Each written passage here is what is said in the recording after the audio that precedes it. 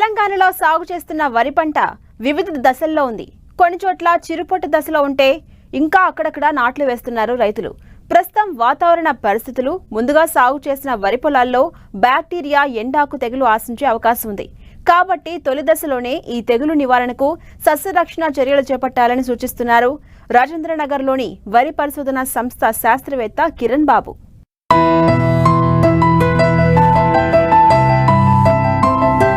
తెలుగు రాష్ట్రాల్లో చాలా ప్రాంతాల్లో వరి ప్రస్తుతం దుబ్బు చేసే దశ నుండి చిరుపొట్ట దశ వరకు ఉంది. మరికొన్ని చోట్లలో ఇప్పుడిప్పుడే నాట్లు వేస్తున్నారు. అయితే ప్రస్తుతం కురుస్తున్న వర్షాల కారణంగా ముందుగా సన్నగింజ వరి రకాలు నాట్లు వేసిన ప్రాంతాల్లో బ్యాక్టీరియా ఎండాకు తెగులు ఆశించుటకు అనుకూలం. ముఖ్యంగా ఆగస్టు, సెప్టెంబర్ నెలలు ఈ తెగులుకు అనుకూలం. ఇప్పటికే అనేక చోట్ల శాస్త్రవేత్తలు వీటి ఉధృతిని గుర్తించారు. బ్యాక్టీరియా ఎండాకు తెగులును ఇంగ్లీష్లో బ్యాక్టీరియల్ లీఫ్ బ్లైట్ అంటారు. ఈ తెగులును తాత్కాలికంగా అదుపు చేయగలం తప్ప పూర్తి స్థాయిలో నివారణ లేదు. చిరుజల్లులు, మంచు వాతావరణంలో ఈ తెగులు త్వరగా వ్యాపిస్తుంది. ఈ తెగులు లక్షణాలు, నివారణకు తీసుకోవాల్సిన జాగ్రత్తల గురించి రైతులకు తెలియజేస్తున్నారు రాజేంద్రనగర్లోని వరి పరిశోధనా సంస్థ శాస్త్రవేత్త కిరణ్ బాబు. ముఖ్యంగా తెలంగాణ రాష్ట్ర వ్యాప్తంగా వివిధ జిల్లాల్లో సాగు చేస్తున్న వరి పంట చిరుపొట్ట దశలో ఉంది. కొన్ని ప్రాంతాల్లో ఇంకా నాట్లు వేస్తున్నారు. సో ఎక్కడైతే ముందుగా వరి పొలాలని నాటు వేసుకొని సాగు చేస్తున్నారో అలాంటి ప్రాంతాల్లో వరి పంట దుబ్బు చేసే దశలో ఉంది కనుక ఈ దశలో ముఖ్యంగా ఈ రాష్ట్ర వ్యాప్తంగా కురుస్తున్న వర్షాల వల్ల ఈ బ్యాక్టీరియా ఎండాకు తెగులు ఆశించి క్షేత్రస్థాయిలో నష్టాన్ని కలగజేస్తుంది. కావున ముఖ్యంగా ఈ బ్యాక్టీరియా ఎండాకు తెగులు రావడానికి గల ప్రధాన కారణాలు చూసుకున్నట్లయితే ముఖ్యంగా అధికంగా వర్షాలు పడటం, చిరుజల్లులు, రైతు సోదరులు అధిక మోతాదులో నత్రజని వినియోగించటం, వరి పంటను విస్తృతంగా ఎరువులతో వేసి సాగు చేస్తున్న పరిస్థితుల్లో, అలాగే అధికంగా ముఖ్యంగా సన్నగింజ రకాలైన బీపీటీ 5204 అనే రకంలో ఈ ఎండాకు తెగులు ఎక్కువగా ఆశించే అవకాశం ఉంటుంది కనుక అయితే ఈ తెగులు యొక్క లక్షణాలు చూసుకున్నట్లయితే మొదటగా దుబ్బు చేసే దశలో ఆకుల కొనల నుండి అంచుల వెంబడి అలల మాదిరిగా ఎండిపోవడం అనేది చాలా ప్రధానమైన లక్షణం.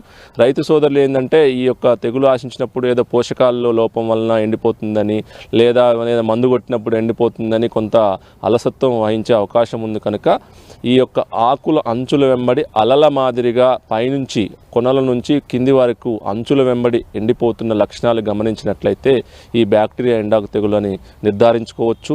అలాగే ఉదయం పూట 6 గంటల నుంచి 7 గంటల సమయంలో కనుక మనం వరి పంటని గమనించినట్లయితే ఆ ఆకుల మీద మన ఈ బ్యాక్టీరియాకు సంబంధించిన ఊజు కూడా గమనించవచ్చు అన్నట్టు.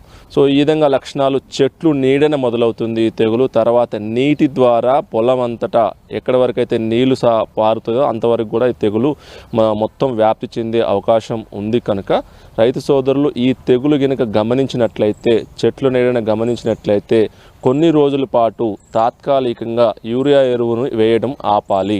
ఇది ఒక చాలా ముఖ్యమైన విషయం. ఎందుకు అంటే రైతు సోదరులు ఒకవైపు యూరియా ఎరువును వేస్తూనే మరొక వైపు ఈ యొక్క పురుగు మందులు, తెగులు మందులను పిచికారీ చేస్తుంటారు.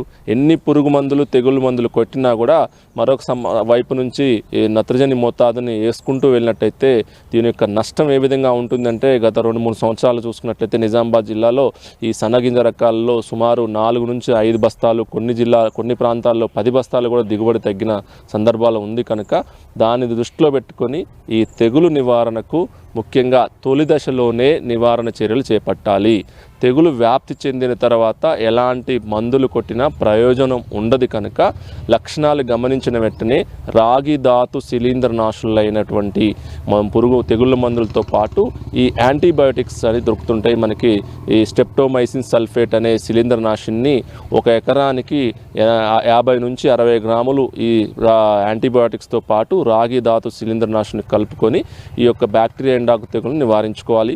ఈ తెగులు కనుక ఉధృతి అధికంగా ఆశిస్తుంది అన్న జిల్లాల్లో, అన్న ప్రాంతాల్లో ఈ తట్టుకునే రకాలు కూడా జయశంకర్ తెలంగాణ రాష్ట్ర వ్యవసాయ విశ్వవిద్యాలయం మరియు భారతీయ వ్యవసాయ పరిశోధన సంస్థ వారు విడుదల చేయడం జరిగింది కనుక అలాంటి ప్రాంతాలలో ప్రతి సంవత్సరం వస్తుందంటైతే అలాంటి రకాలను ముఖ్యంగా ఆర్పి బయో 226 ఇంప్రూవ్డ్ సామసూరి కానీ జగిత్యాల నుంచి కొంతవరకు తట్టుకునే రకాలను విడుదల చేయడం జరిగింది కనుక అలాంటి రకాలను సాగు చేసుకోవాలి.